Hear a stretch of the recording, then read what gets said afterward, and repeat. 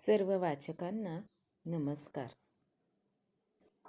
उत्सव नवरात्रीचा, कथा तिच्या, स्त्री शक्तीच्या, नात्यांची वीण जपणाऱ्या प्रत्येक स्त्रीच्या.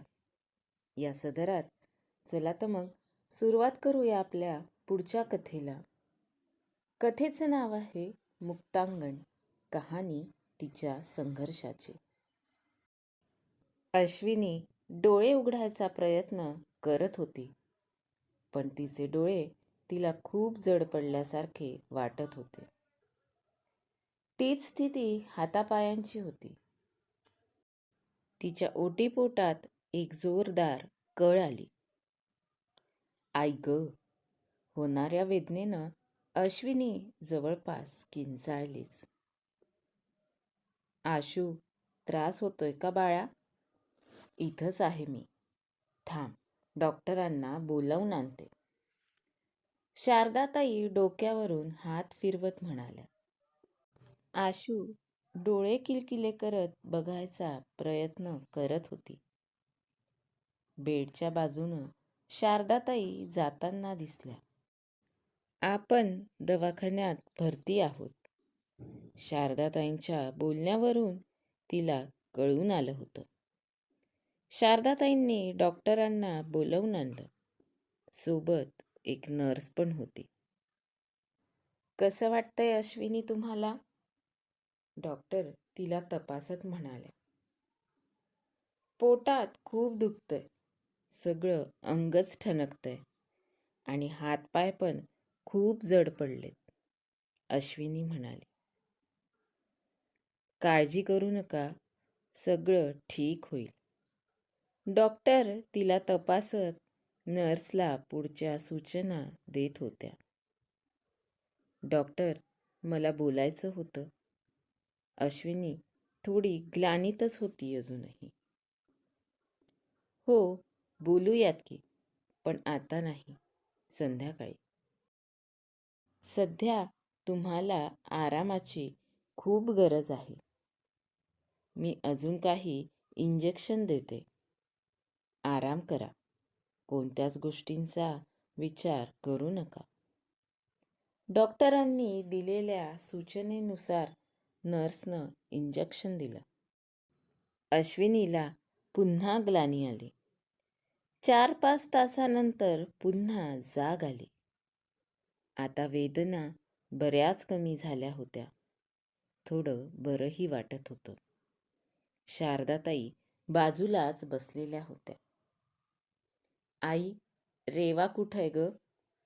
अश्विनी मलूल आवाजात म्हणाली. आहे ना, घरी आहे. दादू तिला घरी घेऊन गेलाय. तुझे बाबा बाहेर आहेत. आम्ही सगळे आहोत बेटा तुझ्यासोबत. शारदाताई बोलत होत्या तेवढ्यात डॉक्टर राऊंडवर आल्या. मॅडम, मला सुट्टी कधी मिळेल? मला एक महत्त्वाचं काम करायचं होतं, अश्विनी म्हणाली. लगेच घरी जायची घाई का? थोडा श्वास तर घे. 2 दिवसानंतर शुद्धीत आलीयेस. आत्ताच नाही बरं डिस्चार्ज वगैरे. आणि महत्त्वाचं काम म्हणशील तर तुझ्या आईनं पोलीस कंप्लेंट केली आहे. पोलीससुद्धा तुझा जबाब नोंदवायला इथंच येतील. तुला शुद्ध आलीये असं कळवलंय आम्ही पोलीस स्टेशनला. पोलीस येतील इथं. डॉक्टरच्या आश्वासक शब्दांनी अश्विनीला अजून ऊर्जा मिळाल्यासारखं वाटलं. सिस्टर, पाणी, फळांचा ज्यूस वगैरे सुरू करा. मेडिसिन चार्ट बघू. हे इंजेक्शन आता नको. गोळ्यांचा डोस सुरू करा. हे मेडिसिन बंद, ते सुरू. कितीतरी सूचना डॉक्टर नर्सला देत होत्या. नर्ससोबत बोलता बोलता त्या रूमच्या बाहेर गेल्या. त्यांच्या बोलण्यातला, चालण्यातला, वागण्यातला आत्मविश्वास अश्विनी बघत होती. तेवढ्यात पोलीस तिथं आले. हॅलो मिसेस अश्विनी, कशा आहात? बरं वाटतंय आता? मी इन्स्पेक्टर दिव्या मोहिते. इन्स्पेक्टरने बोलायला सुरुवात केली. अश्विनीनं दचकून वर पाहिलं. चेहऱ्यावर हुशारीचं तेज, धैर्य आणि हिंमत, डोळ्यात अगदी ठासून भरलेली. आत्मविश्वास जणू तिच्या प्रत्येक हालचालीत होता. खाकी वर्दीतील इन्स्पेक्टर दिव्या. तिला बघून अश्विनीला स्वतःचीच लाज वाटू लागली. स्वतःच्या अंगावरच्या जखमा, वेदना यांची किळस यायला लागली. मिसेस नका म्हणू, नुसतंच अश्विनी म्हणा. अश्विनी म्हणाले. ओके अश्विनी, तुझ्या आईनं तशी कंप्लेंट नोंदवली आहे, पण तुझा जबाब महत्त्वाचा आहे. सगळं नीट सांग, इन्स्पेक्टर दिव्या म्हणाल्या. कुठून सांगू आणि कशी सुरुवात करू?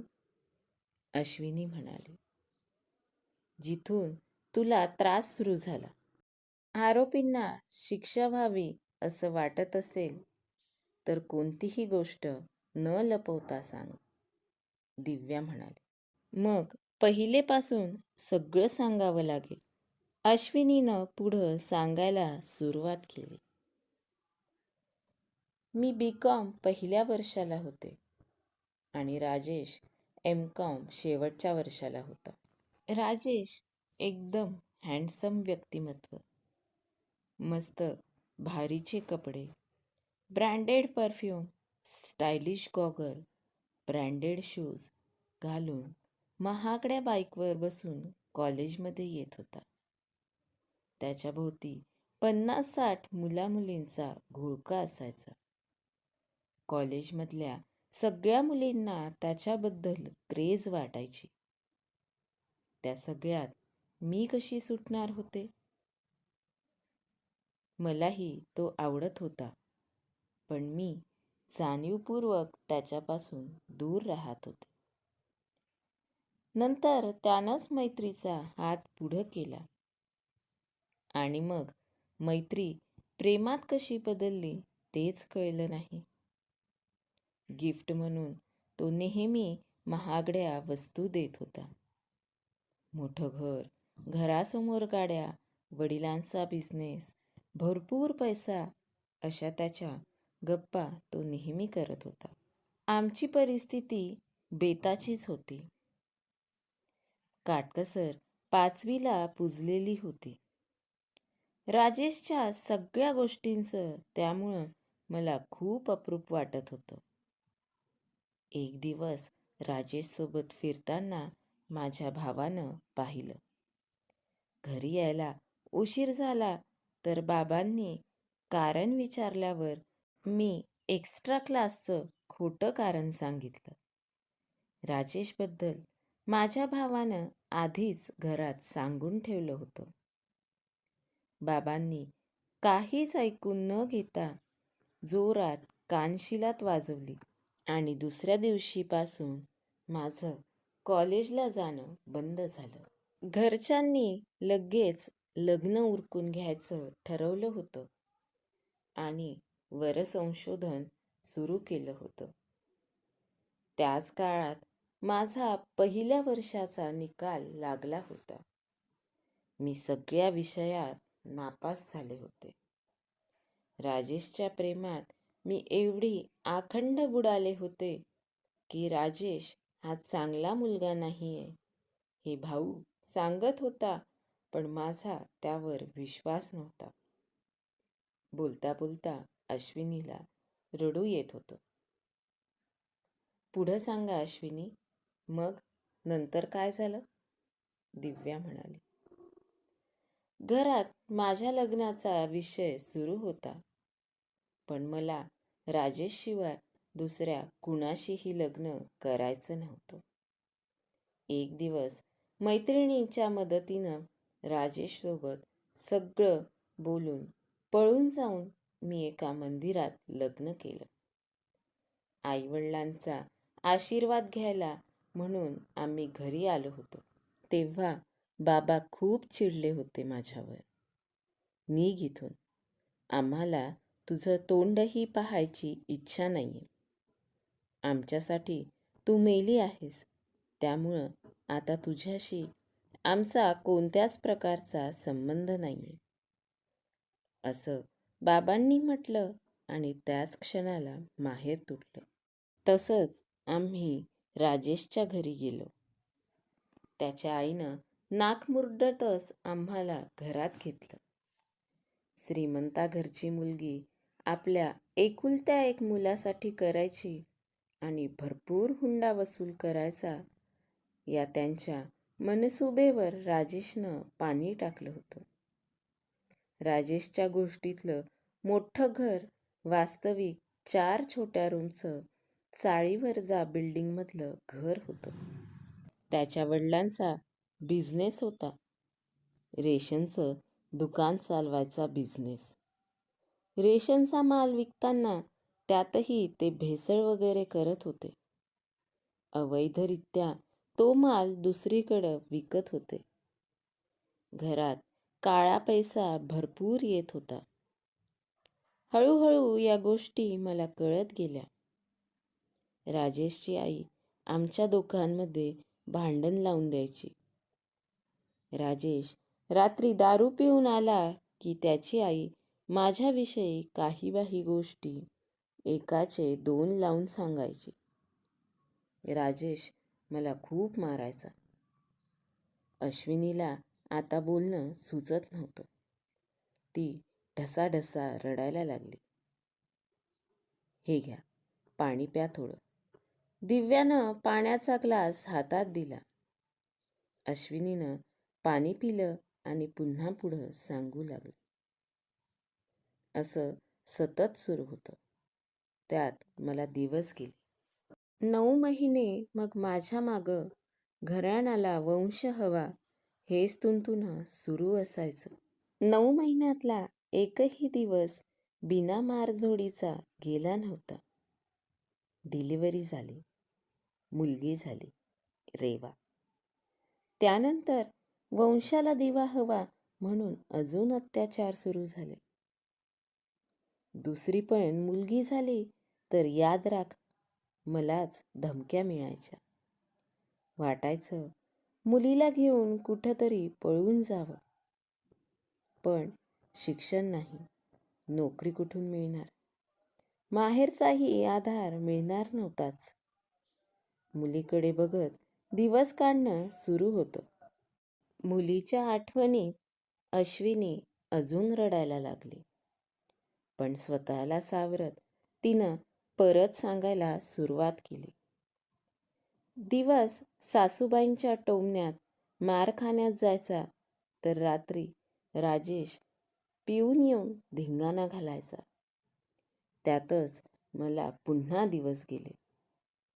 मुलगी असली तर गर्भपात करायला लावतील या भीतीनं मी 4 महिने कुणालाच काही सांगितलं नाही.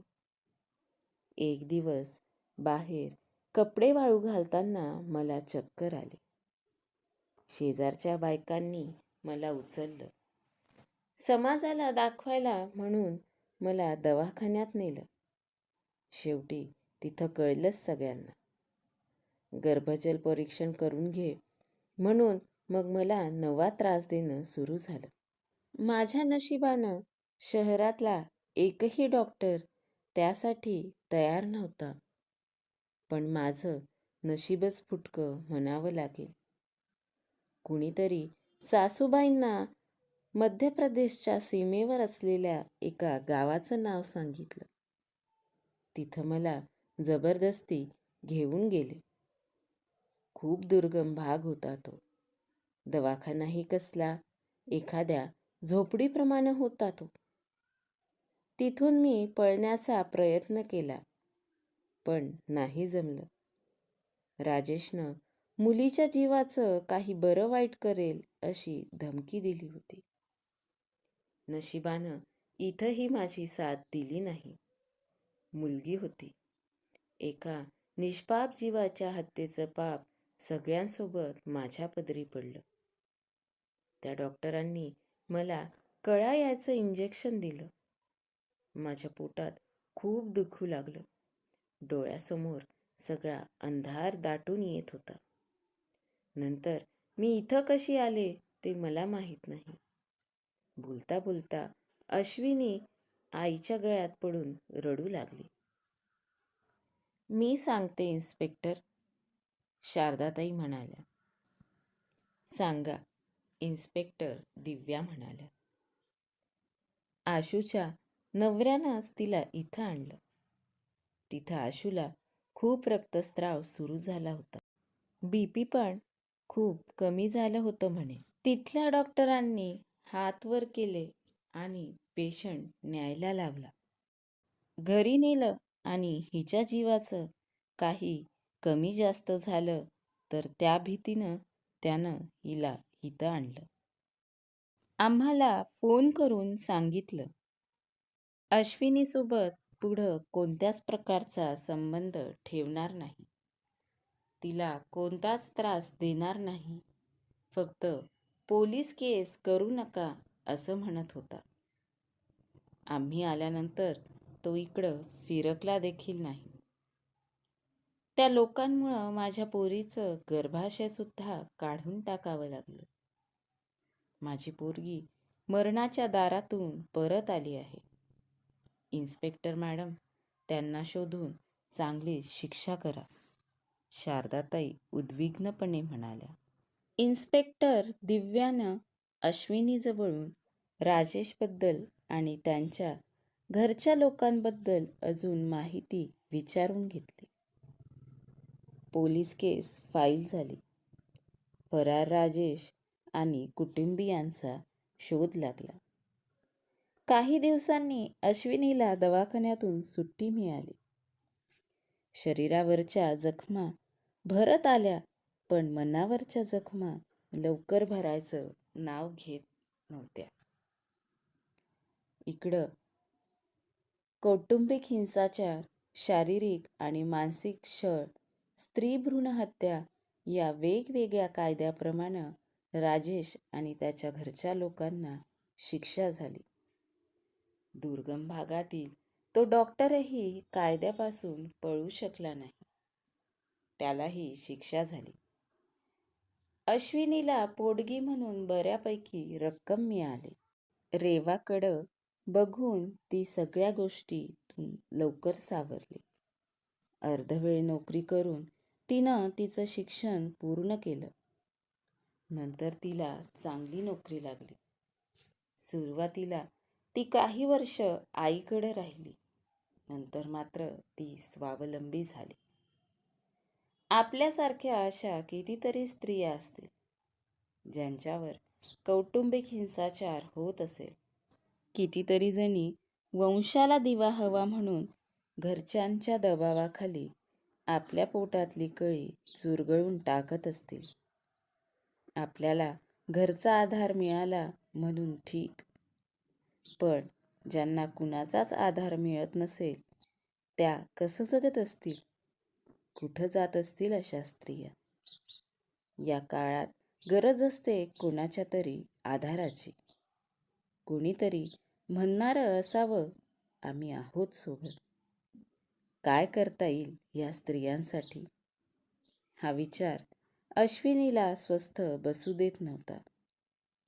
त्यातूनच तिला एक कल्पना सुचली, मुक्तांगण महिला आश्रमाची. काही दिवसातच तिनं मुक्तांगण महिला आश्रम सुरू केलं. आपल्यासारख्या परिस्थितीतून जाणाऱ्या महिलांसाठी ती एक आधार बनली. कशी वाटली कथा? कमेंट करून नक्की सांगा आणि अशा सुंदर कथा ऐकण्यासाठी चॅनलला सबस्क्राईब करायला विसरू नका. धन्यवाद.